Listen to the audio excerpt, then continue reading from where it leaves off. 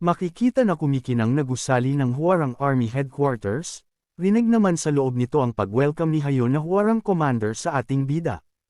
Ayon kay Hayun tapos na nilang gawin ang equipment ni Kangwo. Sa gitna ng lahat nakatayo naman ang ating bida habang nasa harap naman niya ang isang makintab na espadang agad niyang hinawakan. Ayon sa notification ang equipment na ito ay tinatawag na El Cuero Blade na isang legendary equipment. Ito ay gawa sa dulo ng buntot ng El Cuero, kaya't may kakayahang hatiin ang anumang matigas na bagay.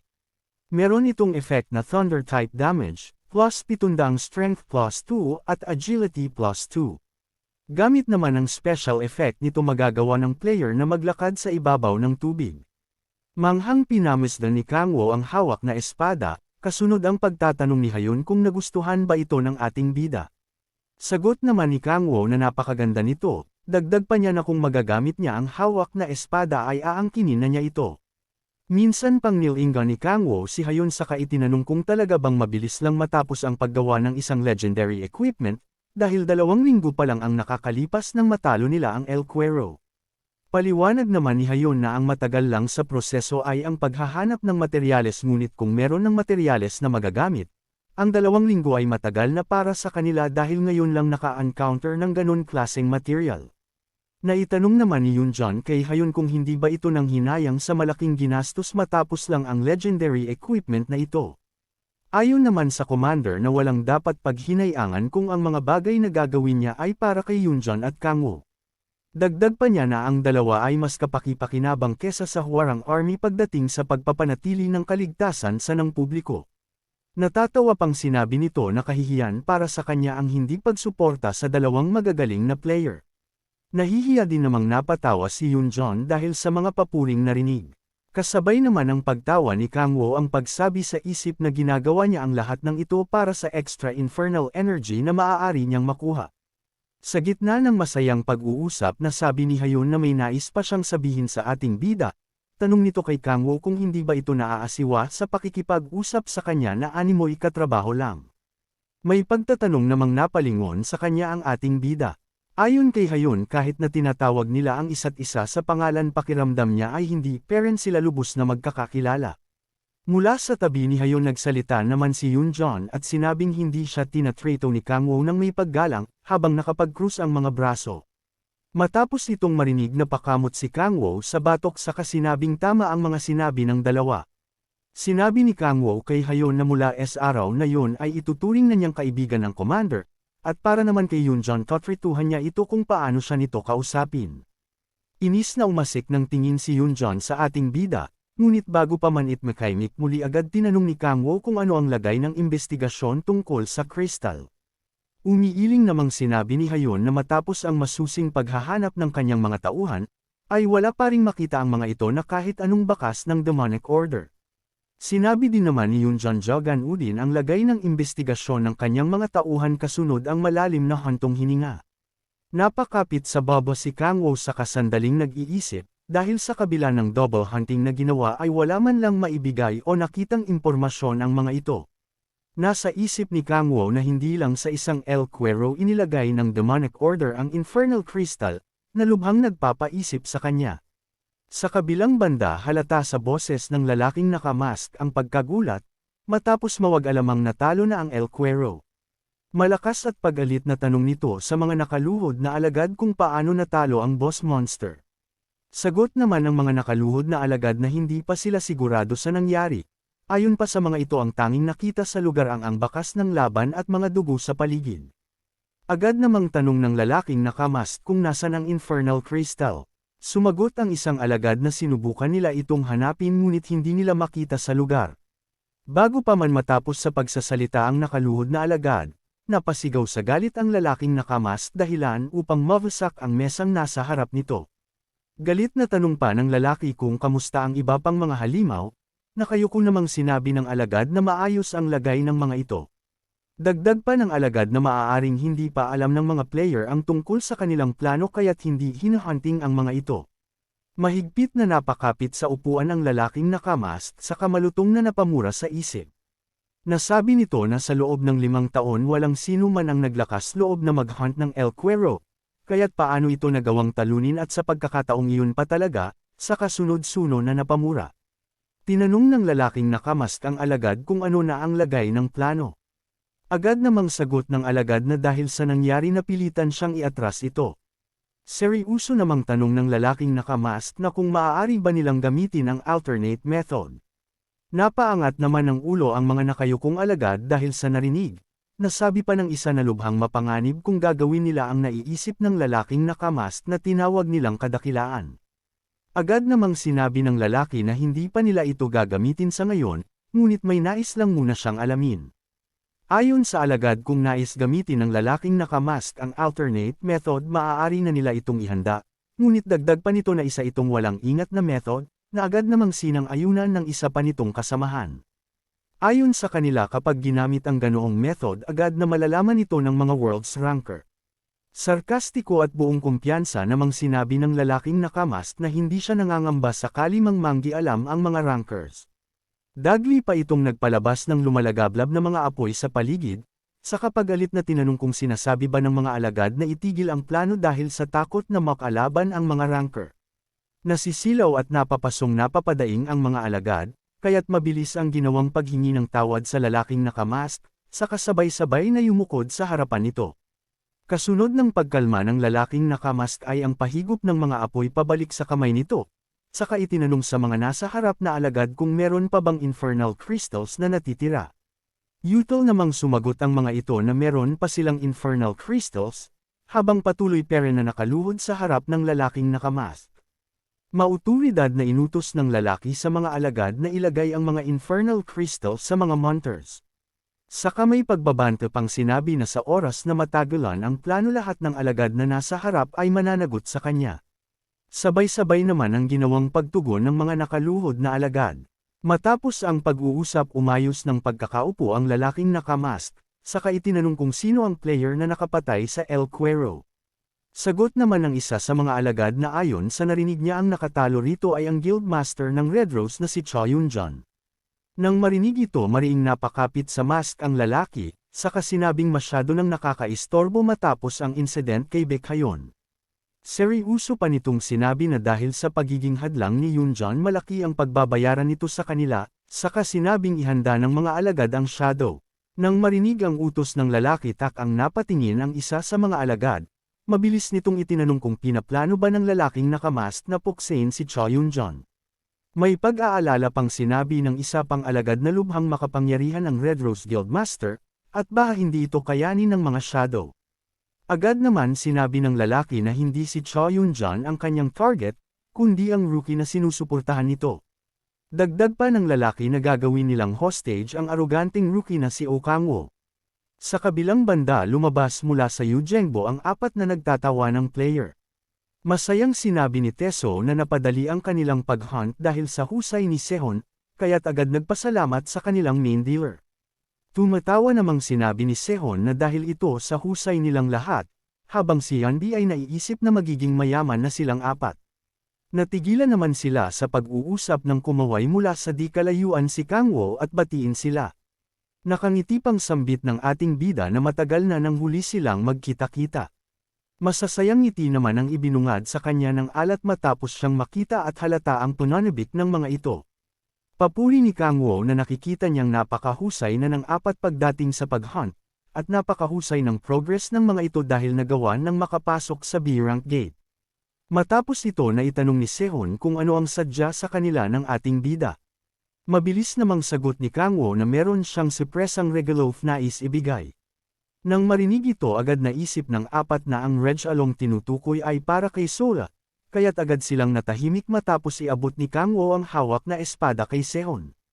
Paliwanag ni Kang-woo kay Sehon na ang espadang ito ay tinatawag na El Cuero Blade, isa itong legendary equipment na tanging ang player na may chistat lang ang maaaring gumamit nito. Nanlaki ang mga mata ng apat matapos marinig na isa itong legendary equipment. Agad pang nasabi ni Teso na nakakapagselos ang Reg Along ibinigay ni Kang-woo kay Sehon. Imbis na matuwa, nalulungkot na sinabi ni Sehong hindi siya sigurado kung sapat na ba ang natutunan upang matulungan ang ating bida, saad pa na hindi sa kanya nararapat ang ganoong kagandang equipment. Seryoso namang sinabi ni Kang-woo na siya ang magdedesisyon kung mahalaga si Sehon o hindi, Dagdag pa niya na siguradong magiging mahusay na player si Sehun higit kanino man at magagawang makipagsabayan sa kahit kaninong rankers. Lalong not-ouch si Sehun sa mga salitang ito nang idagdag pa ni Kang Wo na patunayan ni Sehun ang halaga niya, oras na maabot na ang ganoon kalakas na stage.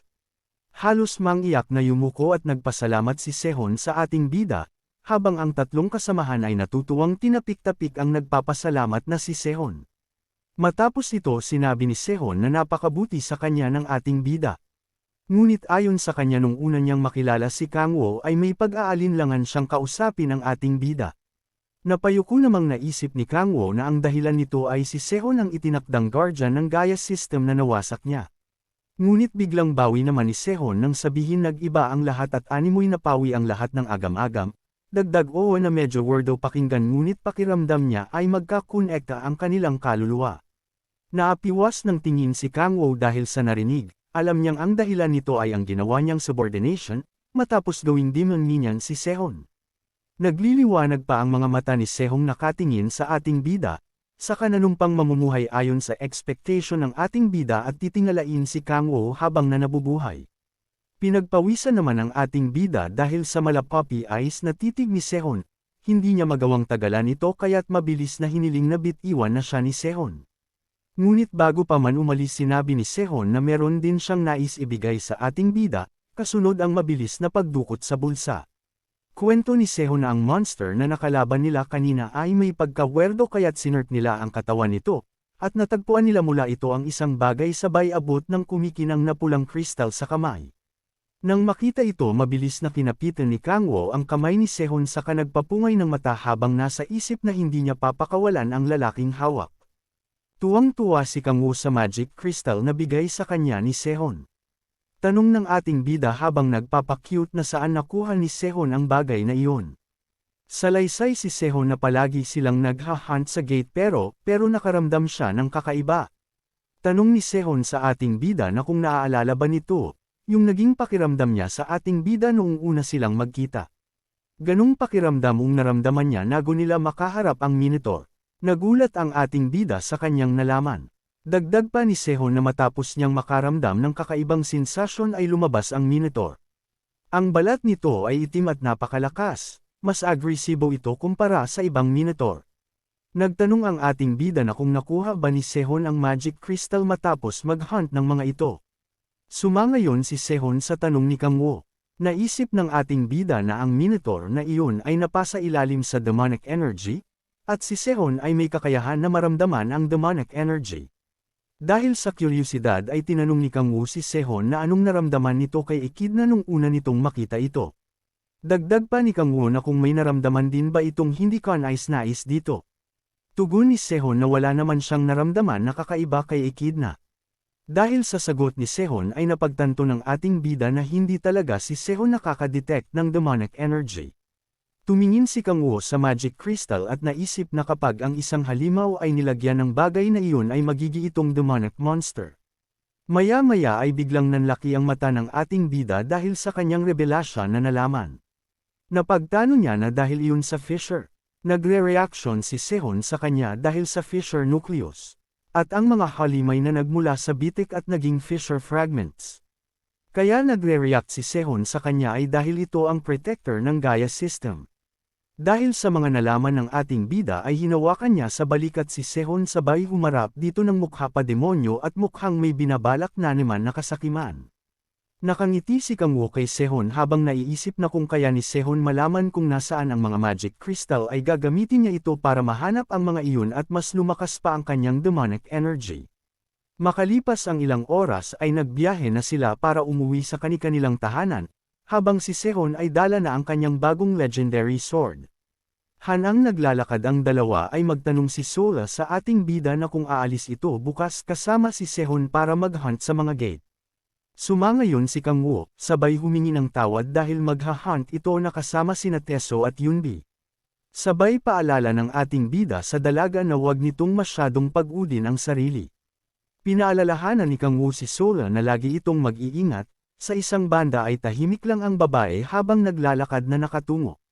Maya-maya ay nagsalita si Sola sa ating bida na kung maaari ba silang sumama dito sa pag-hunt bukas. Dahil kung maghawaan sila na kasama ang ating bida ay mas malaki ang hansa na mas mabilis ang kanilang pag-level up. Sagot ni Kang Wu sa dalaga na pupunta sila ni Sehun sa A-rank gate at ang mga halimaw doon ay mas malakas sa mga nakalaban ng mga ito na Minotaur. Tanong ng ating bida kay Sola na kung hindi ito magiging sagabal laban sa mga halimaw. Malungkot na humingi ng tawad si Sola dahil nagsalita siya ng mga walang kwentang bagay. Paliwanag pa ng ating bida na tungkol din iyon sa paghuli sa Demon Cult dahil kahit anong oras ay pwedeng umatake ang mga iyon. Biglang pinahinto ni Kang Wu si Sola at pinutiktahan. Dahil katulad ng kanyang sinabi ngayon lang ay magpapakita ang mga bastardong Demon Cult. Nagtanong ang ating bida sa mga lalaking nakatalukbong na kung ang mga ito ay ang Demon Cult. Sagot ng isang nakatalukbong na wala silang rason para sagutin ang tanong ng ating bida. Pagbabanta pa ng mga ito sa ating bida na hindi ito makakaramdam ng sakit sa gagawin nila. Ngumiti lang ang ating bida sa sinabi ng Demon Cult at biglang nagseryoso ang mukha sabay pinagmumura ang mga ito. Inutos pa ng ating bida na layuan ng mga ito ang kanyang sasakyan. Bilang naglabas ng mga sandatang kalawit ang mga Demon Cult sabay naghanda para atakihin ang ating bida. Inatake ng mga ito sila Kang Wu gamit ang kalawit na may kadena. Pero naiwasan iyon nila Kang Wu at makalipad ng mabilis gamit ang pakpak. Habang kalong niya si Sola ay inutusan niya ito na magtago sa ligtas na lugar dahil tatapusin lang niya ng mabilis ang mga kalaban, samantalang si Sola at namumula ang mukha. Nabuhayan ng loob si Sola at nagmungkahi na tutulungan niya ang ating bida. Kaya gumamit sila ng Graceful Light at nabuff si Kang Wu. Namangha ang ating bida sa nangyari sa kanya dahil may dumating na notification na nakatanggap siya ng Graceful Light. Nadagdagan ang kanyang stat, nadagdagan ng 3 stat ang kanyang strength at nadagdagan din ng 3 ang kanyang agility stat, at ang unique stat niya na demonic energy ay nadagdagan ng 2. Salaysay ni Kang Wu sa babae na hindi siya masasaktan, kaya wag itong mag-alala sa kanya. Sumugod ng mabilis ang mga lalaking nakatalukbong sabay inatake ng mga ito ang dalawa gamit ang cade ng may kalawit sa dulo. Habang sinabi na hindi nila hahayaang makatakas si Kang Wu, dahil pagpipira-pirasuhin nila ito sa maliliit na piraso. Biglang kumilos ng mabilis si Kang Wu patungo sa mga lalabas at sinangga ang mga atake ng mga ito. Nakangiting sabi ng ating bida na, sinong may sabing tatakas siya. Sabay iniwasan ang isang atake. Matapos nun ay binigwasan niya ng sipa ang isang nakatalukbong. Dahil sa lakas ng atakeng iyon ay tumilapon palayo ang isang nakatalukbong.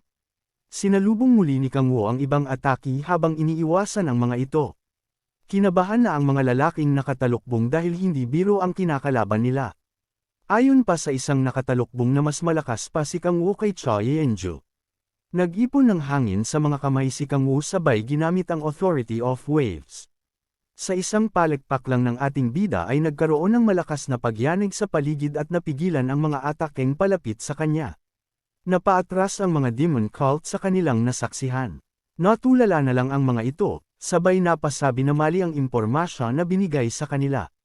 At minaliit ng kanilang cardinal si Kang Wu.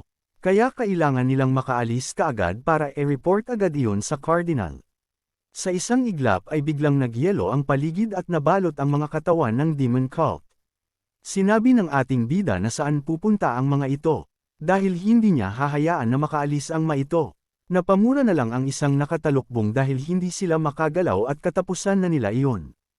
Inutos ng ating bida sa mga ito na huwag magpapalit ng anyo bilang demon, bagkus mag-usap lamang sila. Habang palapit ang ating bida ay nanginag sa takot ang lalaki. Maya-maya ay inalis ni Kang Wu ang maskara ng lalaking nakatalukbong. Tumitig ang lalaki sa mga mata ng ating bida kaya nahulog ito sa kapangyarihan ng ating bida na, Authority of Fear, na may kakayahang pasunodin ang tamaan ng skill na ito at maging alipin ng ating bida. Maya-maya ay natiik ang lalaki habang natulo ang laway. Tapos bigla itong tumawa, humalaklak ito na parang nawala sa sarili. Nanlaki ang mata ni Kang Wu matapos may makita na kakaiba. Tumingin ang lalaki sa ating bida habang nakalabas ang dila. May lumitaw na marka sa dila nito na may lumitaw na liwanag.